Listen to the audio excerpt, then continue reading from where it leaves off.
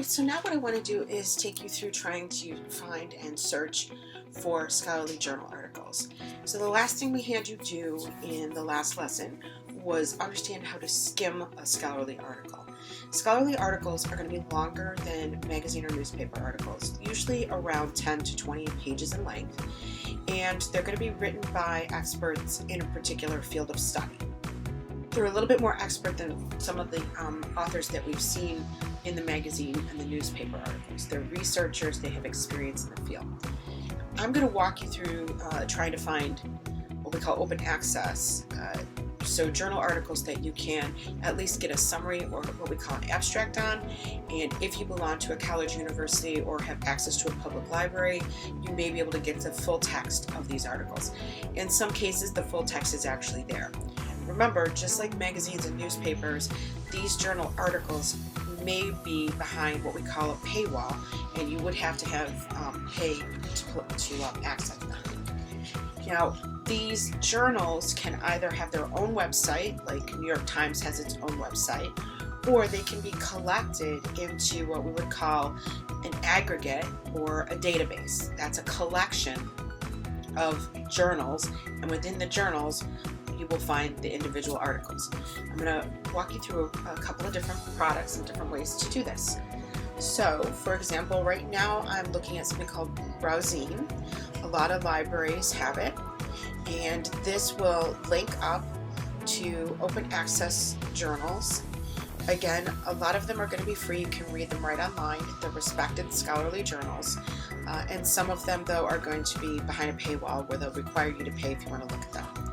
So I want to stick with SARS, so that's a virus. So I'm using the term virology, and I find out that there's actually a journal called Virology Journal. Okay, so here is the journal. Here's all of the years of publication that we can have access to.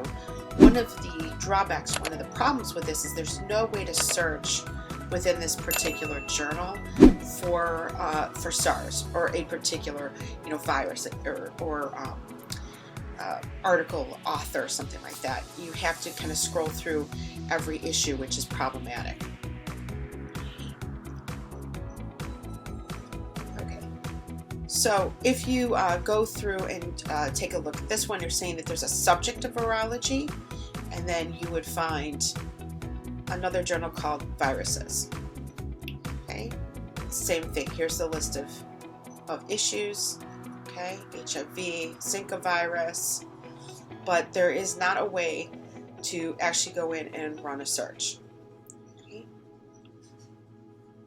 All right, so if you go in and type a search here, you'll notice that what it's going to search for is the name of the journal, or would do a subject. So, acute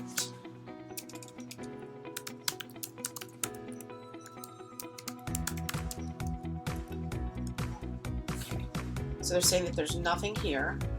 We're going to try it again. See, and there's no matches. So again, it doesn't actually search through the individual articles. It searches at the level of the journal. Okay. This is going to be helpful though if you want to know what journals exist in a particular subject, and then you can browse through them. You could always go to the Journal of Virology's website and then see if there was a way to search throughout their website. Okay, so this is an aggregate. It brings them all together. All right. Next thing I'm going to do is the Directory of Open Access Journals. Again, this is another highly popular aggregate where it brings open access journals together into one location. As you can see, over 14,000 journals are actually archived in there and covers 133 countries. This will allow you to search at the journal and the article level. They have an advanced search here. Okay, so what we're going to do is we're going to try SARS. Okay, there's 2,000 articles.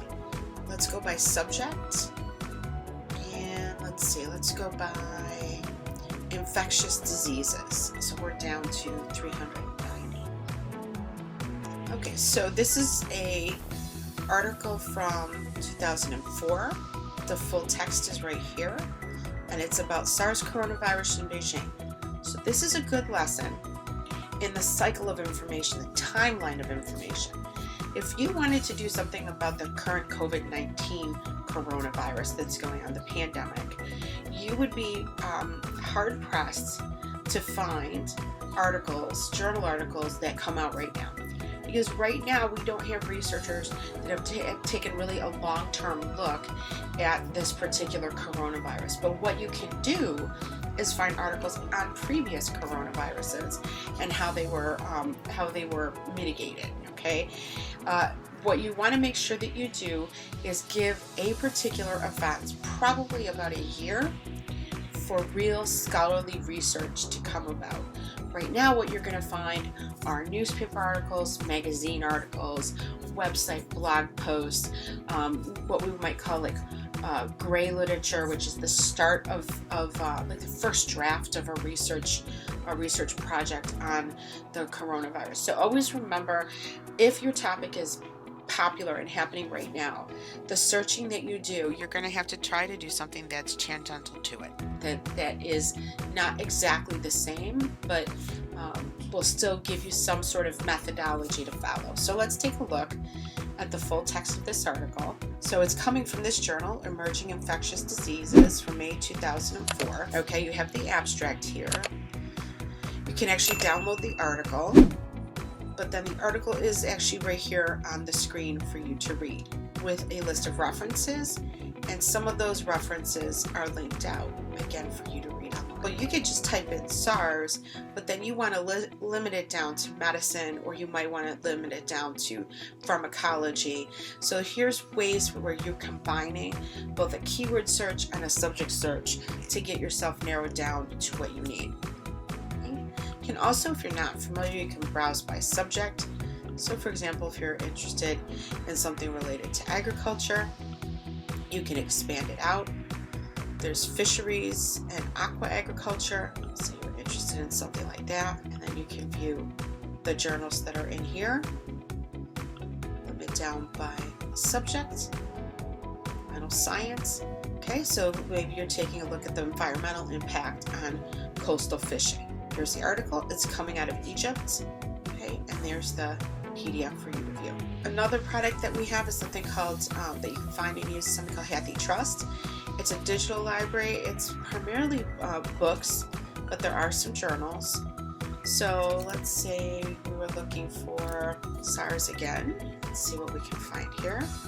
Now we can limit on the side here by date. So let's say we wanted something more recent. Now this is a historical database, so you'll notice a lot of things from the last 10 years are not in here. It goes back to about 2009. Okay. All right, this is a government document. Here's the full text. Okay, here is, let me see what we have here. We have an article, okay, this is a report from National Intelligence Council. Okay, this looks like it's a journal article. Yep, here's it is from Emerging Infectious Diseases, which we had just seen. All right, and so here's the full text. It looks like of a special edition, full volume, over 500 pages. Environmental response to SARS. The next thing we have is something called Research for Life, and this is a website that provides low and middle income countries with access to high quality scientific and professional resources. They cover the areas of health, agriculture, the environment, development, and legal information. Now you have to have, your country has to be eligible. You can figure out if it's eligible by going to this particular page, okay, and seeing if you have free access. But among the pages in here, they also do have which institutions for these particular countries have access. Okay, they have a list of them. But what it lets you do is go into these databases and search. Now I can't search because I'm not in an eligible country, but it would let you search by subject, by topic, by keyword, whatever it is that you're looking for. You would have to log in. You would have to find out from either your college, university, or local public library what the access information is to get into Research for Life. But you can, when you're in your home country, run searches and get access to some very high quality scientific information that you would most likely have to pay for. Okay, so the next one I wanted to show you is one that's popular around the world, and that's Google Scholar. So I'm going to run a search for Google Scholar, and what I can do on the side is very limited. So let me go down to the last 10 years and bring my numbers down. What it's going to do is it's going to give you things that are going to have to be paid and things that are going to be open access and free. Okay, so in this case here, it looks like that's going to give me full text. Let's see if it's going to make me pay.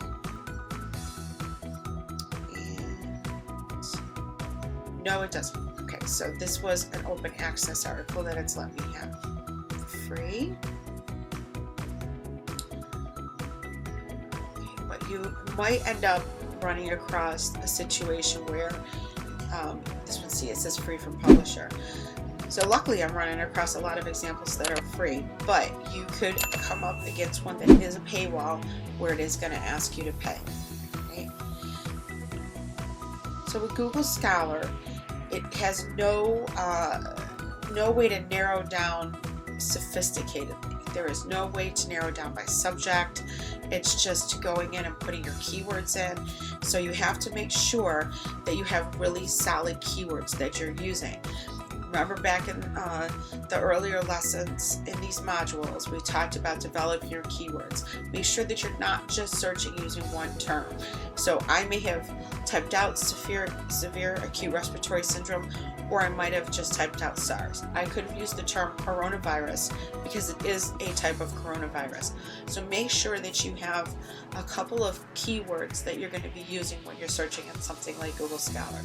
And again, if you run into a paywall where it's asking you to pay money for access to an article, what you might want to do is check with your local college or university or public library to see if you can get access to it. If not, there might be other ways, such as putting the title of the article up into Google Scholar and seeing if maybe one of the authors has a free copy off of their university website. Sometimes that is also available to you. So that is how you are going to find scholarly journal articles for a project or a research topic.